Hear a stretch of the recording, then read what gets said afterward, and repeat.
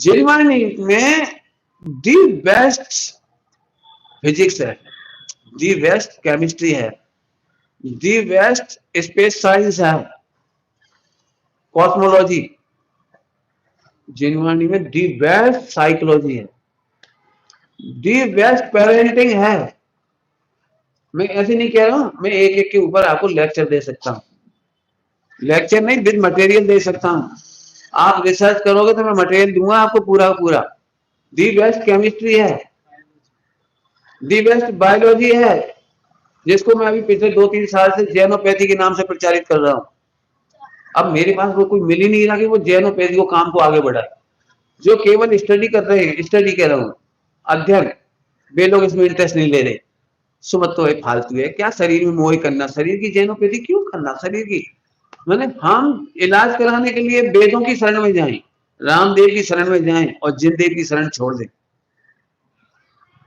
मैंने कई बार कहा है, जो जिनदेव से दूर होता है उसे ही रामदेव की याद आती है।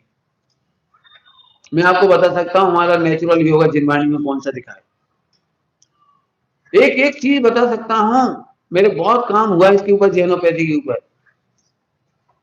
अभी इतना समय नहीं, बीच में नहीं लूंगा, एक आध दिन जरूरत पड़ेगी तो आपको लूंगा, नहीं तो मेरे जेनोपैथी के लेक्चर हैं वो आप सुन लेना। The best.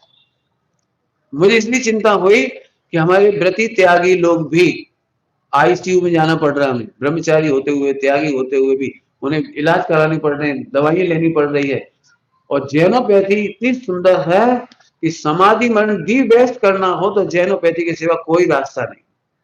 आपका एक भी नियम ना तोड़वाए, एक भी प्रतिज्ञा भंग नहीं कराए, और हम साधु साधियों की सेवा कर सकें, उनकी निर्दोष समाधि करा सकें, इससे बड़ा काम श्रावक का नहीं होता।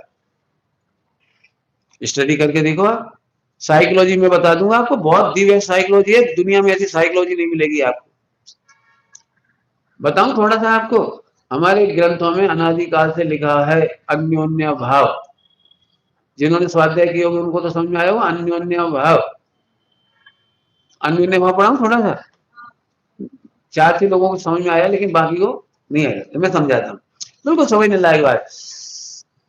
हमें लगता है विज्ञान का चमत्कार, ओके, विज्ञान ने बहुत बड़े बड़े टावर खड़े कर दिए और आदि आदि, मोबाइल चल रहा है, 5G आ गया, ठीक।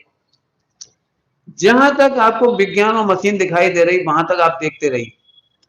मैं उस टेक्नोलॉजी की बात कर रहा हूं जिसका नाम है अन्योन्य भाव।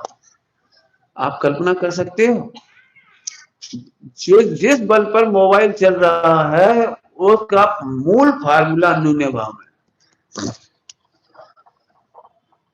अन्योन्य भाव क्या होता है? अन्य अन्य भाव माने दोनों की आइडेंटिटी डिफर है। दोनों की आइडेंटिटी माने दो कोई भी चीज होंगी उसकी आइडेंटिटी डिफर। जैसे इसी स्थान पर अब भी करोड़ों मोबाइल की आवाजें गूंज रही हैं इसी समय। तो जहां तक मशीन है वहां तक तो आप समझ लीजिए, लेकिन जहां मशीन नहीं है वहां करोड़ों अरबों खरबों असंख्यात आवाजें, माने पूरे विश्व में जितने मोबाइल चल रहे हैं उन मोबाइल की बातें एक दूसरे से डिफर कौन कर रहा है? मशीन तो डिफर पकड़ती है, वो जो आपका सिस्टम है ना, नेट सिस्टम, वो तो उसे डिफर करके पकड़ता है, लेकिन डिफर कौन रख रहा है इधर? करोड़ों चैनल चल रहे हैं, करोड़ों मैं बोल रहा हूँ तो कम भी ज्यादा ही नहीं, ज्यादा करोड़ इसलिए बोलता हूँ, मैं कॉमर्स का प्रोफेसर रहा हूँ। हजारों होंगे, 10-5 हजार चैनल चलते होंगे वर्ल्ड वाइड। आप कोई सा भी चैनल पे बटन दबाओ पिक्चर आ जाती है। तो वे सारी पिक्चरें तो यहाँ तरंगों के रूप में मौजूद है, इसका मतलब तभी तो आप बटन दबाते हैं और बदल जाती है। 2 एग्जाम्पल बहुत है। रिमोट से यहीं से कोई तार तो नहीं लगा हुआ है उसके साथ, जो चांद पे गए हो, मंगल पे गए हो, फला पे गए हो, इसरो गया है, वो बीच में कनेक्टिविटी क्या है? वो कनेक्टिविटी है अन्योन्य भाव।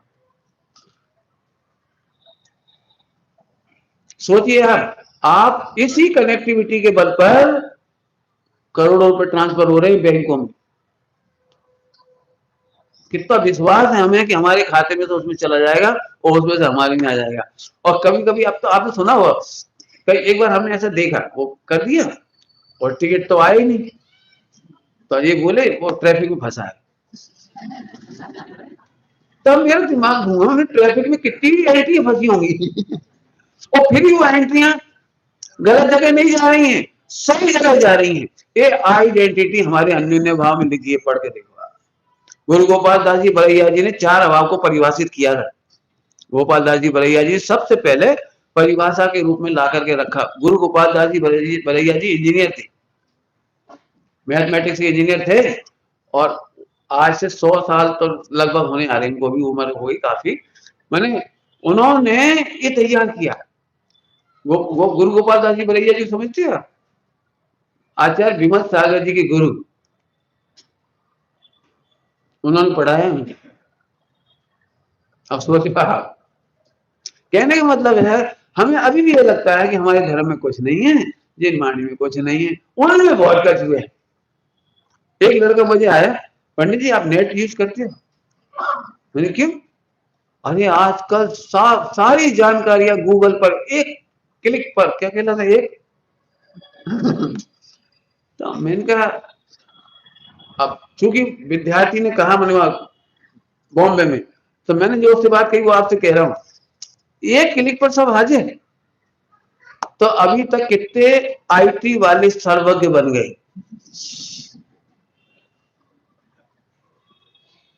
बताओ कितने सर्वज्ञ बन गए? एक भी नहीं।